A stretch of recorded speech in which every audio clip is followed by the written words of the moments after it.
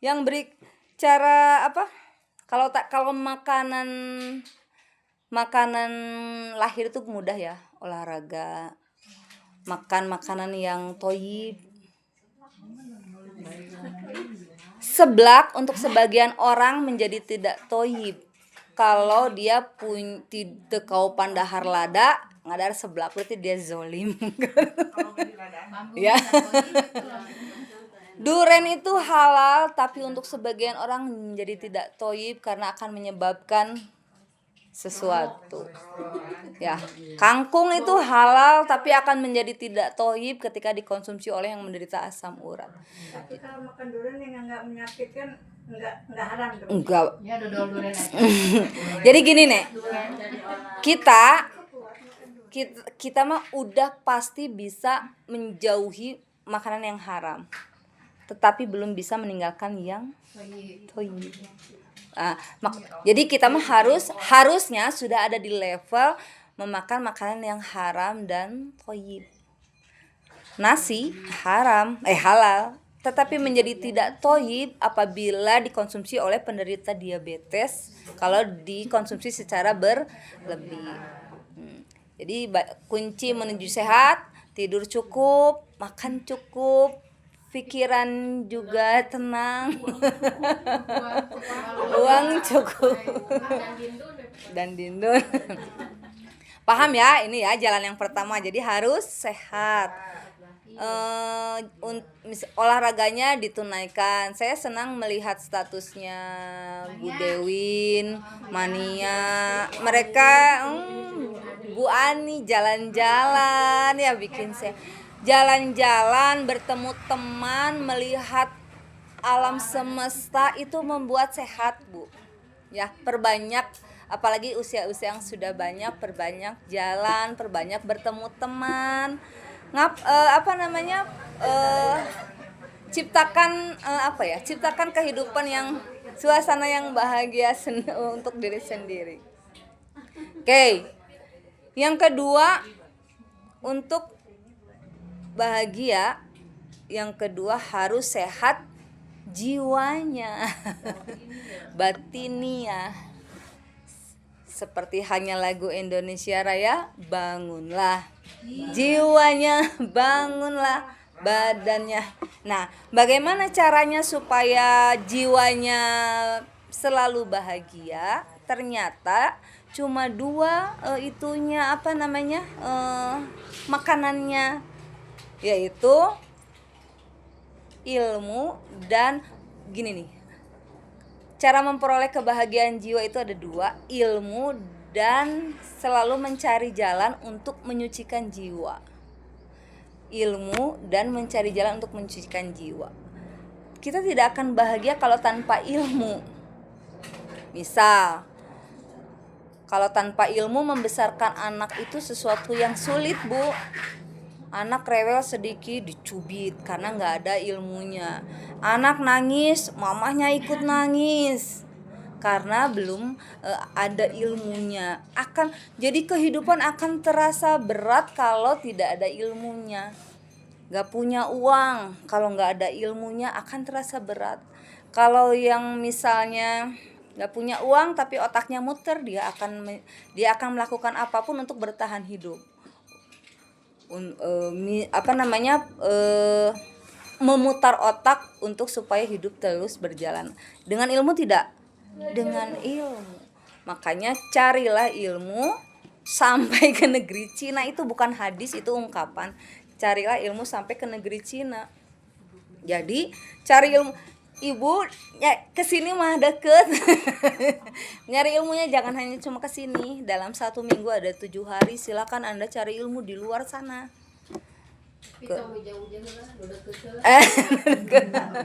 Ya, yang dekat dulu nggak apa-apa.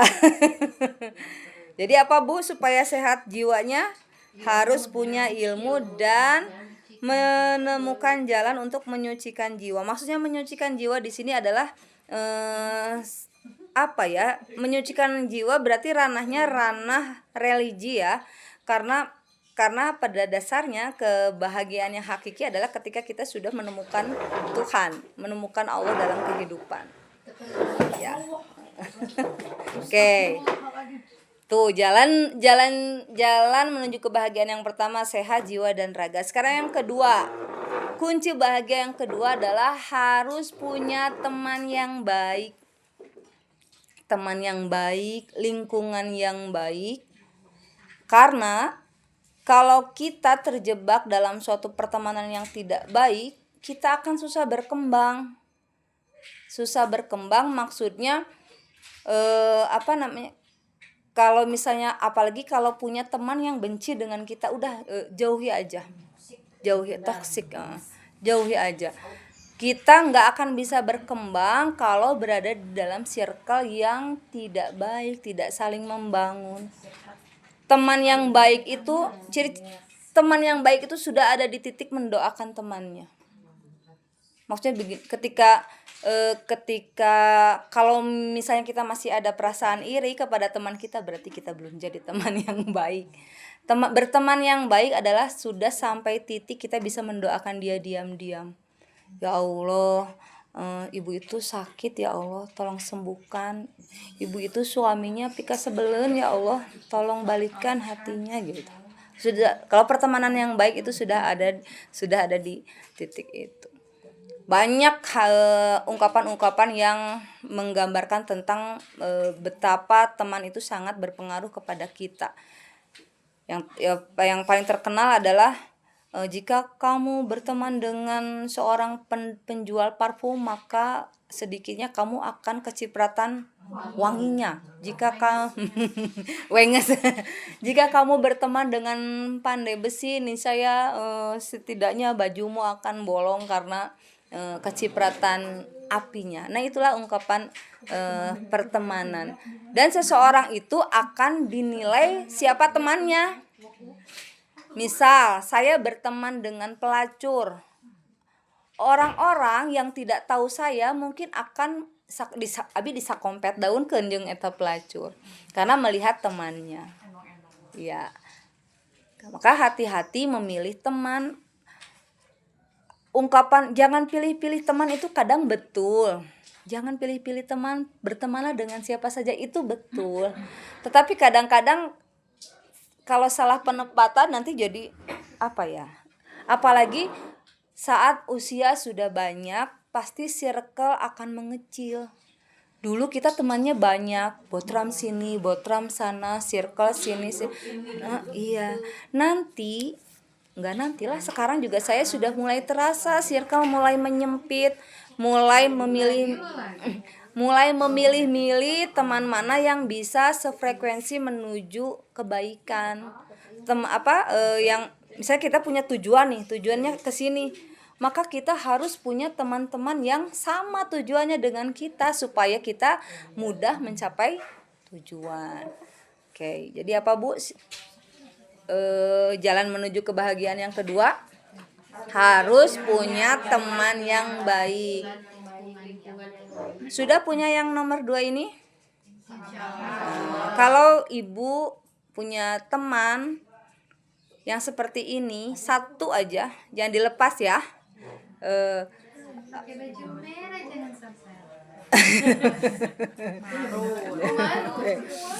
Ketiga, syarat bahagia. Ini saya agak tersindir dengan yang nomor 3. Harus mau berpikir. Harus mau berpikir. Jangan punya prinsip begini, abi mas kumaha, seperti air mengalir saja hidup mah. Kalau misalnya kita mempunyai prinsip seperti itu, aliran sungainya tenang, itu kita akan baik-baik saja. Kita tidak tahu di ujung sana ada air terjun. Nah, saat mendekati air terjun baru kita panik untuk memutar haluan memakai dayung. Contohnya begini dalam kehidupan real. Kita misalnya punya anak tetapi tidak menunaikan kewajiban kita sebagai orang tua. Kewajiban yang paling mendasar adalah mengenalkan anak kita kepada agama misal. Diantep dengan di dalam hati muncul keyakinan seperti ini, ah dangke mah budak nyaho sorangan, dangke budak mun geus gede oge bakal apal sorangan. Gak bisa seperti itu. Misalnya punya anak perempuan, dikenalkan syariat sejak dini, dikenalkan sholat, dikenalkan menutup aurat, dikenalkan untuk berhati-hati bergaul dengan lawan jenis. Kita harus tunaikan dulu itu sampai batas maksimal. Disuruh, misalnya jilbab, misalnya kasusnya jilbab, disuruh, dikasih dalil, dibelikan kerudung, dicontohkan sama ibunya, itu berarti itu ikhtiar. Nanti ikhtiar ya. Ini saya banget. Nah, kalaupun misalnya hasilnya nanti tidak sesuai harapan, itu bukan urusan kita. Allah melihat proses, tidak melihat hasil. Tapi kita sudah menunaikan. Jangan sampai nanti jugalah di sekolah dibelajarin. Nanti juga kalau udah hidung mah nyaho sorangan nanti. Nah, contohnya misalnya anak cewek ya, dibiarkan tidak memakai jilbab sampai besar sampai di titik tidak mau memakai jilbab, baru ibunya kelimpungan. Aduh, gimana ini anak saya nggak mau pakai jilbab? Amit-amit naudzubillah min dzalik terjadi sesuatu dengan anaknya. Misalnya terjerumus ke dalam pergaulan bebas, baru si ibunya sama ayahnya, kenapa dulu saya tidak begini, kenapa saya dulu tidak menerapkan ini. Nah itu artinya sindrom Niagara. Jadi dia tenang, gimana nanti weh. Ketika terjadi benturan baru, kenapa saya tidak melakukan ini dulu. Nah, kita mah jangan seperti itu, harus mau berpikir. Maksudnya kita hidup jangan menganut prinsip yang tadi, menganut prinsip seperti air mengalir. Seperti apa ya? Kalau saya bilang autopilot. Jadi tiap harinya gitu aja. Jadi sering ngungkapin cirinya gini. Makanya geus minggu deui, asa kemarin minggu, ayeuna geus minggu deui. Berarti terbayang itu hidupnya setiap harinya siklusnya itu lagi tanpa ada inovasi gitu. Nah, jadi jalan menuju kebahagiaan yang ketiga adalah harus mau berpikir. Gak boleh autopilot, gak boleh punya prinsip kumaha engke. Harus engke kumaha ya. Oke, sama suami juga begitu. Nanti juga suami saya mah hidung sorangan. Oke. Kunci kebahagiaan yang keempat adalah harus mau bekerja atau berkiprah atau berkarya. Bekerja tidak hanya, ibu memaknai bekerja jangan hanya wanita berkarir punya gaji bulanan, bukan itu ya. Syarat menuju kebahagiaan yang keempat adalah kita harus mau bekerja atau berkiprah atau berkarya. Untuk apa? Untuk membangun nilai diri supaya kita bisa bermanfaat.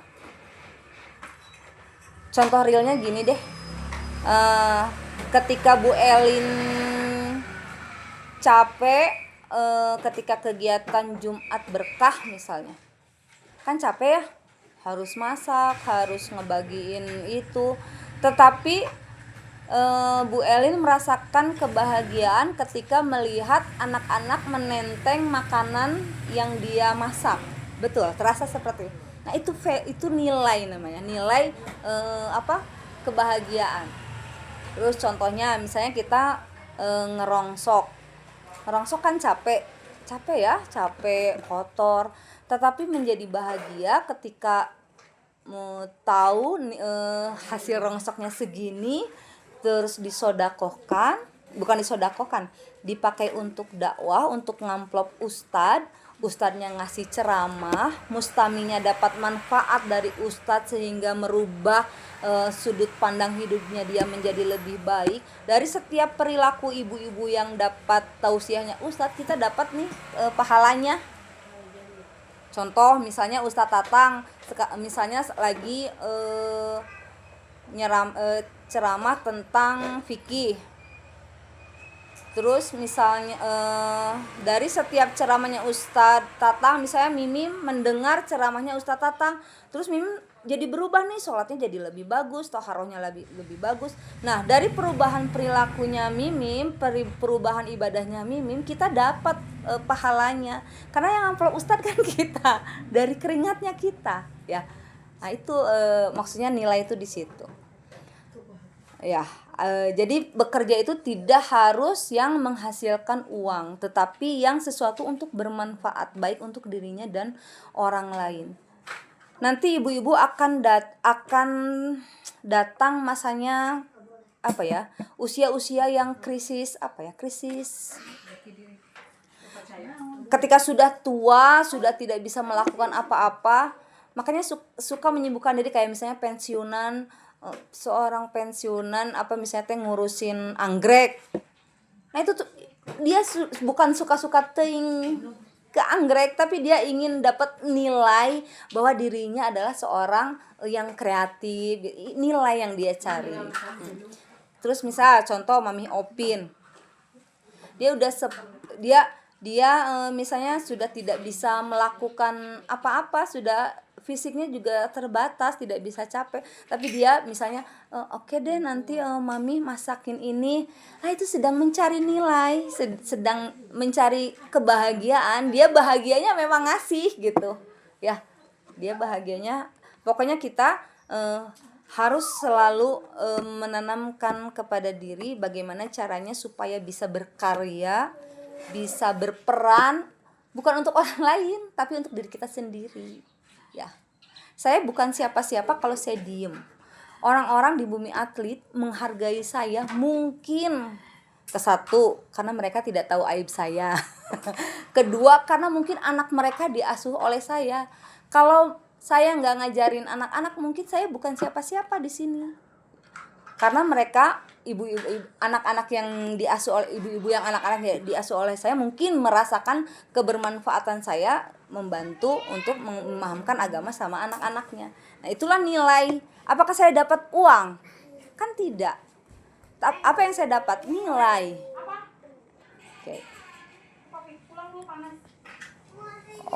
Oke. Jadi apa Bu? Jalan menuju kebahagiaan yang pertama, sehat dan jiwa dan raga. 2, 3, 4, ini yang terakhir, harus mau introspeksi diri. Introspeksi diri itu dalam bahasa agamanya muhasabah. Harus mau introspeksi diri.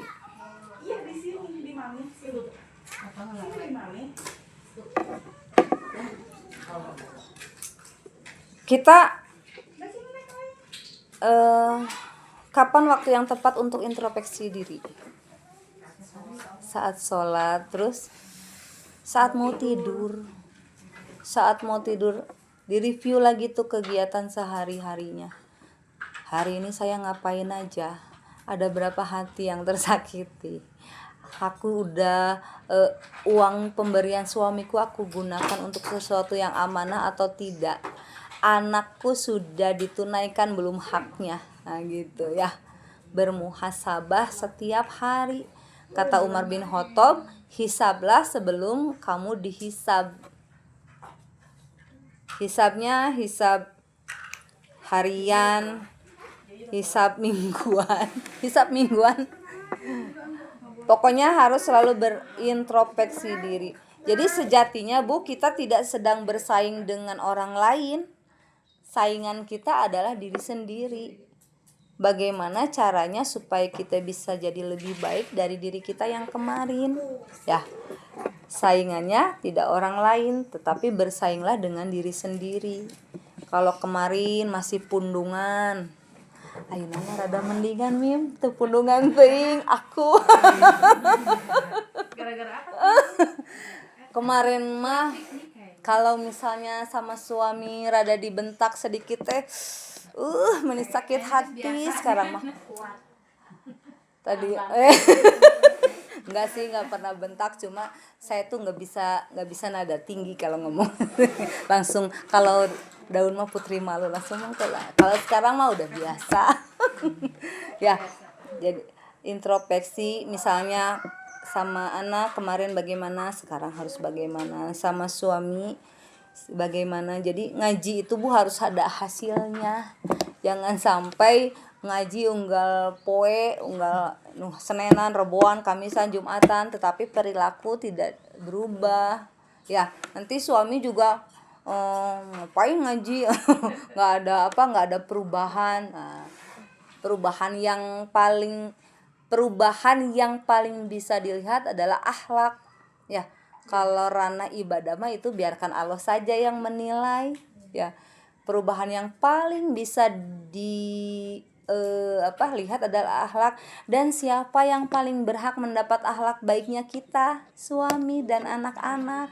Jangan sampai kita teh someah kabatur tapi sama suami dan anak-anak judes, ya. Yang harus paling merasakan akhlaknya kita adalah orang terdekat, suami dan anak. Oke. Kalau tadi 5 cara ya. Kalau yang sekarang 2 karakter kunci kebahagiaan.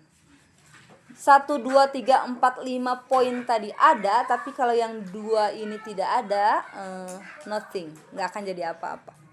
Yang pertama, yang harus dimunculkan rasa dalam hati untuk bahagia adalah qanaah. Apa itu artinya qanaah? Qanaah apa artinya? Berbaik sangka mah husnuzon. Menerima apa adanya. Terus apa Mim? Nih. Ikhlas kemarin apa artinya ikhlas? Ikhlas mah melakukan sesuatu hanya mengharap ridho Allah, itu ikhlas. Kalau qanaah bisa ada di kuis ya. Saya silakan. Qanaah adalah kemampuan untuk mencukupkan diri dengan apa yang kita punya. Jadi itu ranahnya apa Bu? Batin. Menghadirkan rasa cukup di dalam hati tentang apa yang kita punya. Oke. Qanaah adalah kemampuan untuk mencukupkan diri dengan apa yang kita punya.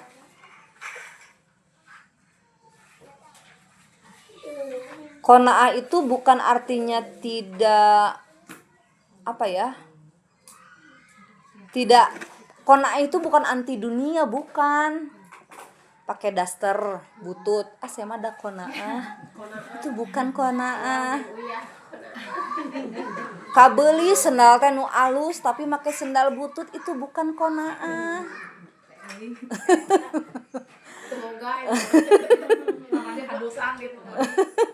Qanaah adalah apa sih? Menghadirkan rasa dalam hati untuk merasa cukup. Jadi bukan berarti tidak butuh dunia. Berarti kalau qanaah mah nggak boleh ingin punya mobil dong Bun. Bukan seperti itu. Kalau kita memang butuh mobil, boleh punya mobil. Jadi qanaah itu sikap rasa ya. Qanaah itu sikap rasa dan hanya dirinya yang merasakan. Jadi menghadirkan rasa, merasa cukup gitu.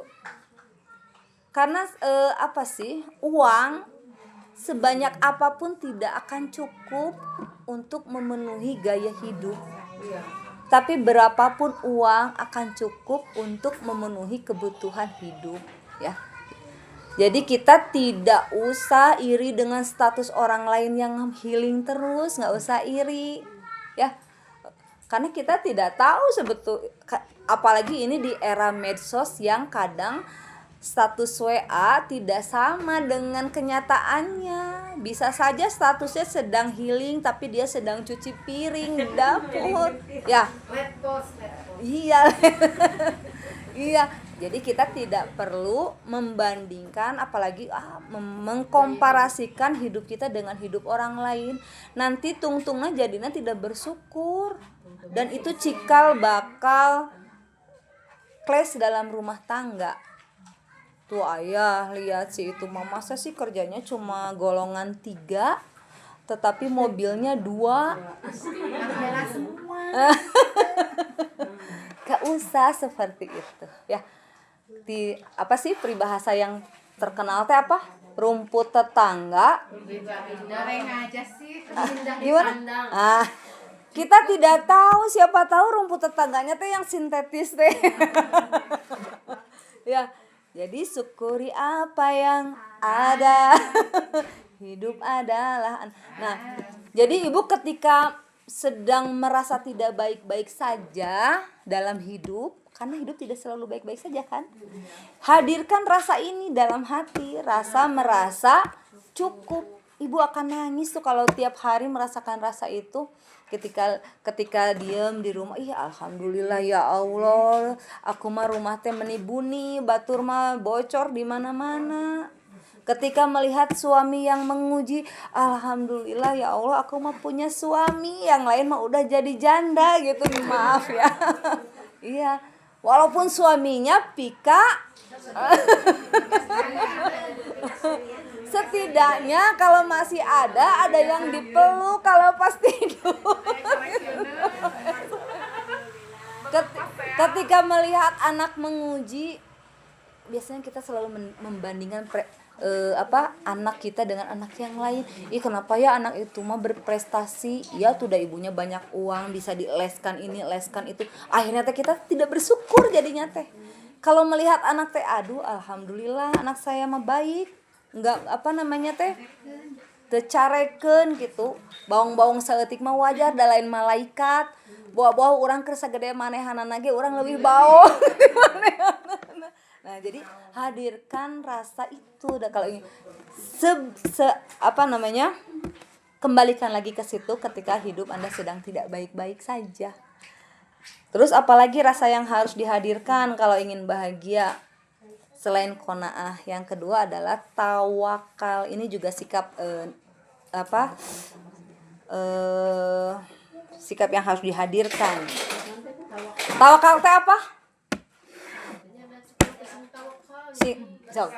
Berserah. Apa bedanya berserah sama pasrah? Tawakal itu betul.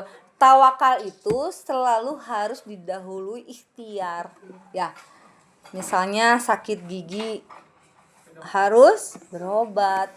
Sembuh mah gimana nanti. Jadi sakit gigi tong diantuk, tawakal Allah pasti menyembuhkan. Ya. Ujian enggak belajar. Itu mah sedang menyiapkan takdir berikutnya.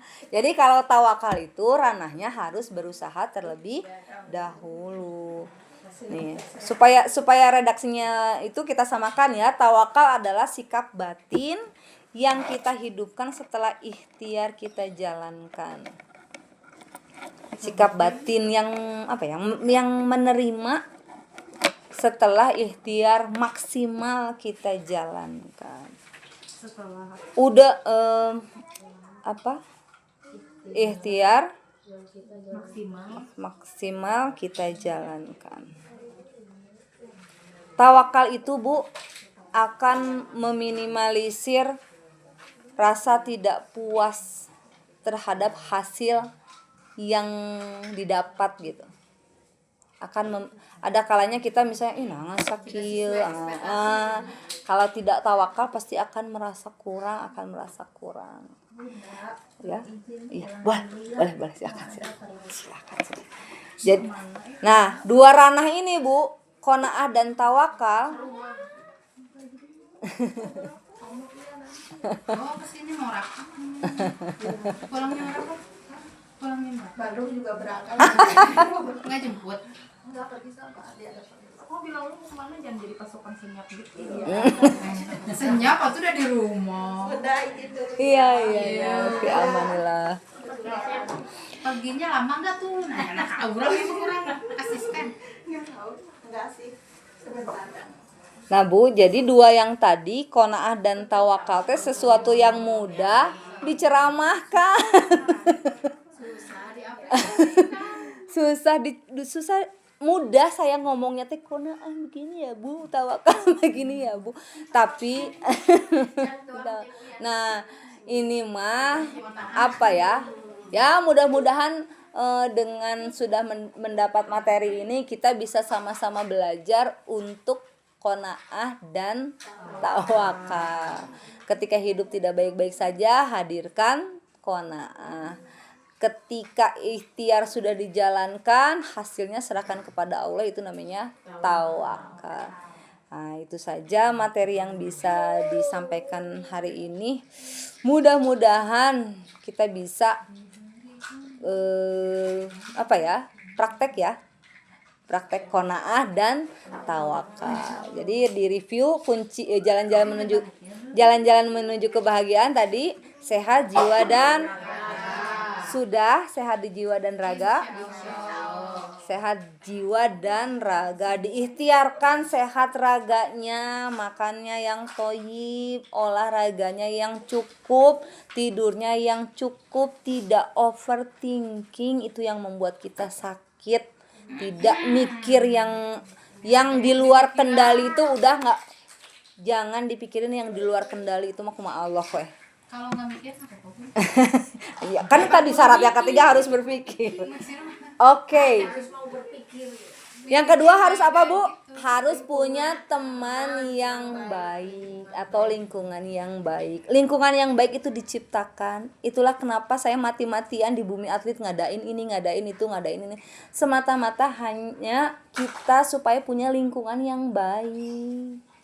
Jadi kita nggak usah tuh di komplek itu mah gini ngiring kayak itu kan teras batur, mending kena di alus-alus imah sorangan ya, di nyaman-nyaman lingkungan sendiri daripada kita ngikut nyaman di lingkungan orang lain ya.